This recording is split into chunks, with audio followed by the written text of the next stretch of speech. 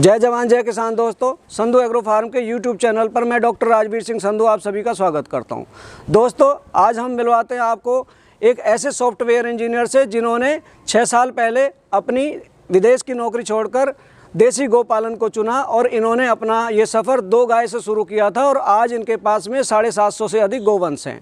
इन्होंने देसी गौ पालन में एक मिसाल कायम की है। ये देसी गायों का पालन करते हैं और देसी गायों का दूध 150 रुपये किलो तथा वैदिक रीति से तैयार किया हुआ देसी घी 4000 रुपये किलो बेचते हैं। इन्होंने अपनी संस्था में 80 लोगों को रोज़गार दिया हुआ है, जो एक बड़ी बात है, क्योंकि आज की बेरोज़गारी में इतना बड़ा काम, इतना अच्छा स्वभाव का काम जो ये कर रहे हैं वो बड़ा सराहनीय है। तो आइए आज मिलवाते हैं आपको असीम रावत जी से। असीम भाई, बहुत बहुत स्वागत है आपका हमारे चैनल पर। सबसे पहले आप अपने और अपनी संस्था के बारे में हमारे दर्शकों को बताइए। जी, तो हेता में आपका बहुत बहुत स्वागत है। ये संस्था जो है देसी गायों की संस्था है और इसको स्टार्ट किए हुए लगभग 6 साल हो गए। 2 गाय मैं लेकर आया था बड़ी मुश्किलों से, देसी गाय। उस समय देसी गायों की जानकारी भी लिमिटेड थी, मिलना भी मुश्किल था और लोग हंसते भी थे कि देसी गाय इसकी ज़रूरत भी है कि नहीं। एचएफ या जर्सी या भैंस का ज़्यादा चलन था, शायद अब भी है। फिलहाल तो 6 साल की जर्नी 2 गायों से शुरू होकर अब 750 गौवंश तक पहुंच गई है जी। यहाँ पर बूढ़ी गाय भी हैं, बछड़े भी हैं, दूध वाली गाय भी हैं। ठीक है, टोटल स्ट्रेंथ 750 प्लस है इस समय। आप अच्छे पढ़े लिखे हैं, आप गौशाला या गोवंश में कैसे एंटर हुए? थोड़ा इस बारे में हमारे दर्शकों को बताइए। जी, कहानी थोड़ी सी फिल्मी है जी। मैं एक सॉफ्टवेयर इंजीनियर हूँ बाय एजुकेशन जी। और लगभग 14 इयर्स का आसपास मेरा जो है एक्सपीरियंस है सॉफ्टवेयर इंडस्ट्री का। उसी बीच बहुत जगह काम करने का, बहुत अच्छी संस्थाओं में काम करने का, बहुत सी कंट्रीज़ में काम करने का मौका मिला जी। क्योंकि हम एक मिडिल क्लास फैमिली से आते थे, तो हम फर्स्ट जो फॉरमोस्ट चीज़ आती है वो ये है कि आप पहले जॉब सिक्योर हों जी। ठीक है, वो हमारे साथ भी हुआ। तो आप जब पढ़ते हैं तो आपको जॉब सिक्योरिटी चाहिए, तो आप जॉब करते हैं। ठीक है, लेकिन कहीं थोड़े दिनों के बाद ऐसा लगने लगा कि शायद आपने कमा लिया, अच्छा किया आपने, आपको सीखने को बहुत मिला। सॉफ्टवेयर इंडस्ट्री में इंटेलिजेंट लोग आपको मिलते हैं, उनसे बहुत कुछ चीज़ें जानी। ठीक है, और मुझे लगा एक बेहतर ओवरऑल व्यक्तित्व बनने में वो बड़ी सहायक रही। तो एक इंटरनेट पे एक वो देख रहा था मैं, एक वीडियो, उसमें एक डिबेट था, टीवी पे था ये, इस पे इंटरनेट, और उसमें ये था बेसिकली कि आप जो हैं देसी गायों से कोई सफल डेयरी या कोई संस्था नहीं चला सकते जी। आपको एचएफ जर्सी या भैंस रखनी पड़ेगी। और एक बाबा जी भी थे, वो बेसिकली बोल रहे थे कि यार नहीं चला सकते हैं, इसमें बहुत सारे जो है कई हज़ार देवता होते हैं। मतलब उनका भाव ये था कि ये गाय बहुत देती है, पर उसको अगर आप सिर्फ इकोनॉमिकली उस पे तोल रहे हैं, कैश पे तोल रहे हैं, तो क्या ये कोई संस्था चला पाएगी जी। तो उन्होंने उनसे एग्जाम्पल पूछे, उनके पास कोई एग्जाम्पल नहीं था। तो मुझे वही क्लिक किया वो पार्ट। मुझे कहा कि ऐसा जब हम इस वैदिक परंपराओं से आते हैं और हम ये जानते हैं कि इसका दूध अच्छा है, इसके गौमूत्र से बहुत चीज़ें बनती हैं, गोबर से बनती हैं, लेकिन कोई करना नहीं चाहता या किसी को, या वो ज्ञान मुझे नहीं था कि वो कहाँ हो रहा है। तो मैंने ये सोच लिया कि भाई मुझे ऐसा करना है। उसके लिए मैंने जॉब अपनी छोड़ी जी और मैंने काफ़ी रिसर्च की। मैं पहाड़ों में भी गया, मैं राजस्थान भी गया, गुजरात भी गया, साउथ में भी गया। जहाँ जहाँ मुझे लोग मिले, अमूमन लोग शौकीन थे, 5 गायें थी, 10 गायें थी और अच्छी गायें थी, लेकिन वो उससे कोई इंडस्ट्री या कोई डेयरी या कोई और सेक्टर नहीं रन कर रहे थे। तो मुझे लगा कि ये ट्राई करने वाली चीज़ है। उसमें काफ़ी विरोध भी हुआ, परिवार भी काफ़ी डर गया कि भाई कैसे अब होगा, क्योंकि कहाँ आप एक अच्छी जॉब पे थे, वाइट कॉलर पे, अब आप कुछ ऐसा करना चाहते हैं जो किसी ने नहीं किया है, या उनको ज्ञान में नहीं था, या हमें भी जानकारी नहीं थी उतनी।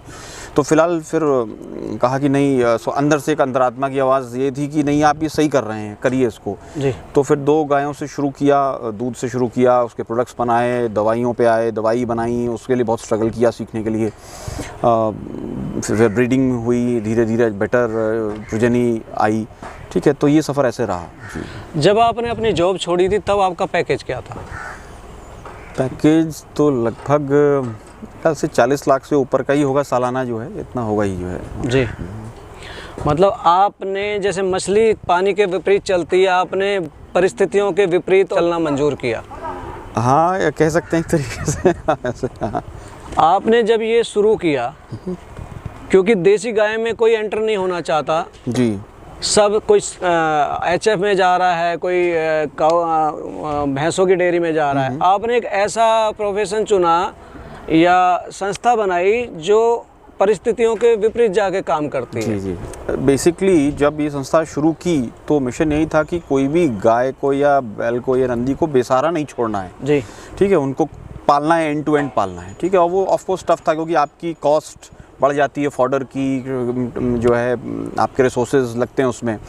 तो ये विचार यही हुआ कि भाई इसको एक अलग तरीके से करना पड़ेगा जिसमें मिल्क हैं, मिल्क प्रोडक्ट्स होंगे, गौमूत्र होगा, गौमूत्र से जो जो आयुर्वेदिक मेडिसिन बन सकती हैं जी, ठीक है, वो बनाएंगे। और गोबर से जो जो कर सकते हैं, खाद है, उपले हैं, पंचगव्य की और चीज़ें हैं, वो बनाएंगे और फिर एक ब्रीडिंग करेंगे। तो इस संस्था में बेसिकली 4 फोक्स हैं, 4 पहलू हैं इसके जो है, जिससे पे चलती है।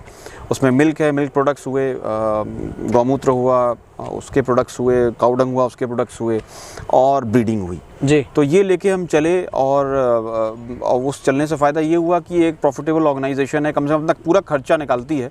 इसमें 750+ गौवंश के साथ साथ 80+ एम्प्लॉइज़ काम करते हैं जी, जो है उन्हीं के बल पे, उन्हीं के शोल्डर्स पे संस्था चल रही है। जी असीम भाई, बड़ी बात है आज के समय 80 लोगों को रोज़गार देना और 750 गोवंश को संभालना। कुछ अच्छे कस्टमर्स भी मिले जिन्होंने जो है प्रोत्साहन भी दिया कि आप सही कर रहे हैं। और फिर जब आपका कस्टमर बेस बनने लगता है तो आप उस चीज़ को बढ़ा सकते हैं, ठीक है। तो इसमें बहुत लोगों का योगदान रहा, ठीक है। कई बार जाते थे तो बूढ़ी गाय लोग दे देते थे, मुझे उतनी जानकारी नहीं थी, मैं इंजीनियर था। जबकि दांत गिनना ये सब चीज़ें ठीक हैं अपनी जगह, लेकिन जब आप मौके पर होते हैं किसी किसान के पास या कहीं से आप ले रहे होते हैं तो आपको कुछ चीज़ें उन पर विश्वास करनी पड़ती हैं। अब हर चीज़ चेक नहीं कर सकते, तो उसी विश्वास में आपके साथ विश्वासघात भी होता है। तो ये जीवन का पार्ट है। लेकिन यहाँ जब वो आई तो मन खराब नहीं हुआ। ऐसा फील हुआ कि भाई ये शायद हमारे भाग में इनका पालन करना, तो वो किया और उनका भी बहुत आशीर्वाद रहा। उन ऐसी बूढ़ी गायों का, नंदी जो लाए जो कुछ सफल हुए, कुछ नहीं हुए, लेकिन उन एक इकोसिस्टम बना। हमने ईमानदारी से सबको खिलाया। आज भी आप चारों तरफ देखेंगे तो आपको बहुत सारा ड्राई गौवंश मिलेगा जो संस्था बिना दान के चलाती है। हम उसमें प्राइड लेते हैं कि भाई हम दान के बिना करना चाहते हैं इस चीज़ को। तो ये हेता गाजियाबाद में जहाँ खड़े हैं तो यहाँ पर गिर है, साहिवाल है, थारपारकर है जी, ठीक है। और एक यूनिट हमारा छोटा सा उत्तराखंड में है, चंपावत में, वहाँ हमारे पास बद्री ब्रीड है जी। ये हैं सब देसी ब्रीड्स। तो 4 मुख्य भारतीय देसी गाय की प्रजातियाँ आप कह सकते हैं जी।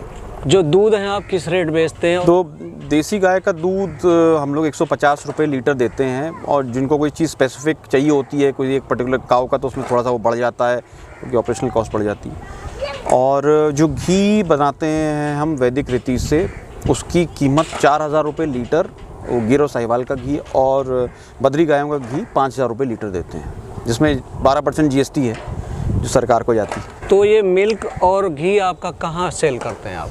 बेसिकली संस्था की अपनी वेबसाइट है, ऑनलाइन इसको लोग ख़रीदते हैं।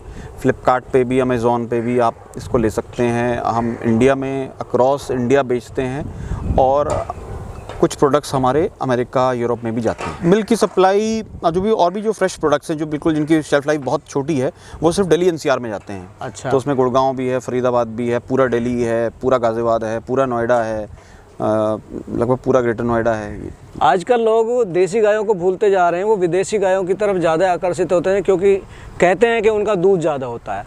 थोड़ा सा इस बारे में हमारे दर्शकों को बताइए।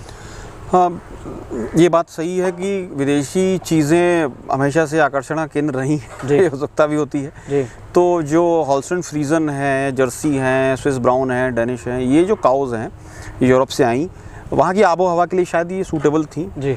इनमें एक A1 टाइप जीन मिलता है, इसका जो प्रोटीन होता है बीटा कैसीन, और वो जो प्रोटीन वो शरीर के लिए अच्छा नहीं होता। टाइप 1 डायबिटीज़ हुई, ऑटिज़म हुआ, जिसे मंदबुद्धि कहते हैं, सिजोफ्रेनिया हुआ, ये सब बीमारियाँ होने की क्षमता ज़्यादा है जो भी इनका दूध लेता है, ठीक है। और अभी काफ़ी रिसर्च, क्लिनिकल रिसर्च इस पर हो चुकी है कि ऐसा आप करेंगे, पिएंगे इनका दूध तो आपको समस्याएं होंगी। इनकी जो संख्या है वो क्यों बढ़ी? वो इसलिए बढ़ी कि वो लालच रहा कि भाई दूध ज़्यादा चाहिए, दूध ज़्यादा चाहिए, दूध ज़्यादा चाहिए। ये नहीं विचार किया गया कि क्या वो क्वालिटी भी होगा, क्वांटिटी तो होगी, क्वालिटी होगी कि नहीं होगी, वो चीज़ मिस हो गई, ठीक है। अब दोबारा से देसी गायों के प्रति जब A2 टाइप जीन की डिस्कवरी हुई कि भाई ये अच्छा है, ठीक है, और भी बहुत सारी चीज़ें हैं, वो एक छोटा सा भाग है A2 टाइप जीन इस दूध में, तो वो जो है दोबारा से लोग देसी गायों के प्रति आकर्षित हो रहे हैं और वापस लौटने की कोशिश कर रहे हैं। अभी जो युवा या किसान देसी गाय पालन करना चाहते हैं और उनको ये नहीं पता कि देसी गाय हमें अच्छी प्योर ब्रीड की कहाँ से मिलेंगी, तो क्या आप उनकी किसी तरह से हेल्प कर पाएंगे? जो भी देसी गौवंश का पालन करना चाहता है, मेरा सजेशन ये है, मेरी राय ये है कि आप जो हैं कोई भी गाय लाते हैं अपनी क्षमता के हिसाब से आपको लेनी होगी, जो भी आपकी पॉकेट अलाउ करती है। तो आप अपने क्षेत्र की कोई लोकल गाय, जैसे गंगातीरी हुई या थारपारकर हुई या साहिवाल हुई या रेड सिंधी हुई या गिर हुई, जिस भी क्षेत्र में आप हैं वो आप लें, उसकी प्रोजनी को बेटर करने की कोशिश करें। तो बहुत सारी स्टेट गवर्नमेंट, सेंट्रल गवर्नमेंट की स्कीम्स हैं जिसमें अच्छी जो है हेल्प मिल रही है। लगभग कुछ में तो फ्री दिया जा रहा है, टीकाकरण होता है, जैसे बीज कहते हैं, ठीक है, AI के लिए। तो बेहतर नंदियों का बीज इस्तेमाल करें ताकि प्रोजनी बेहतर होती चली जाए जी। क्योंकि एक प्योर ब्रेड गिर लेना किसी के लिए या साहिवाल लेना, उसको मतलब ये आपके 3-4 लाख की भी वो गाय हो सकती है जी। तो वो कई बार आपकी क्षमताओं से ऊपर हो जाता है और फिर वो दूध दे ना दे, बहुत सारी चीज़ें। तो जहाँ से आप हैं, जो चीज़ आपने ली उसको बेहतर करने की कोशिश करिए, तो उससे आपकी नेक्स्ट ब्रीड बेटर होगी और उससे जो भी वो होगा, बुल भी होगा तो भी वो आपके काम का रहेगा। ठीक है, गाय तो रहेगी काम की, बुल भी काम का होगा। दर्शकों, ये थे हमारे साथ में असीम रावत जी, जिन्होंने आपको देसी गौपालन के बारे में इतनी अच्छी जानकारी दी। यदि आपको इनके द्वारा दी गई जानकारी और हमारे द्वारा की गई कोशिश अच्छी लगी हो तो हमारी वीडियो को लाइक करें, ज़्यादा से ज़्यादा शेयर करें। मिलते हैं जल्दी एक नई वीडियो के साथ, तब तक के लिए जय जवान जय किसान।